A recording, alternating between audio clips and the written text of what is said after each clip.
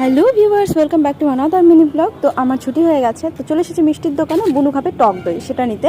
মানে ছুটির আগে তো সেগুলো আর পাবো না, তো যাই হোক এগুলো নিলাম। কসমেটিক্সের কিছু জিনিস নিলাম, আর পুকু নেবে বেলুন ছাড়াও খেলতে পারছে না সেই জন্য। আর ঢুকে গেছিলাম ওষুধের দোকানে, কিছু ওষুধের দরকার ছিল। তারপরে ঢুকে গেছিলাম মুদিখানার দোকানে, যেখানে কিছু জিনিস নেওয়ার ছিল আমার। ওটা নিয়ে সোজাসুজি বাড়ি চলে এসেছি। এই দেখো, এবারে পুকু রিয়াকশান দেখবে, ও কেমন খুশি হয় আমাকে দেখার পরে। তো যাই হোক, আজকে ঘুমিয়ে পড়েছিল, না হলে দৌড়ে আসে আমার কাছে প্রথমেই, মানে আমি কি নিয়ে এসেছি না নিয়ে এসেছি সেই জন্য। তো যাই হোক, দেখবা এখন ও কতটা আমাকে, মানে কি বলবো, একটা ঘুষ দেওয়ার মতন ব্যাপার। ও কতটা আমাকে কিসি করবে, আপ্পি দেবে, মানে ওর জন্য কি নিয়ে এসেছি না নিয়ে এসেছি সেই জন্য। তো দেখো, বেলুনটা দেখিয়েছি সবার আগে, কদিন ধরে বেলুন খুঁজছিল ও। তো বেলুনটা দেখিয়েছি, ভীষণ খুশি হয়ে গেছে।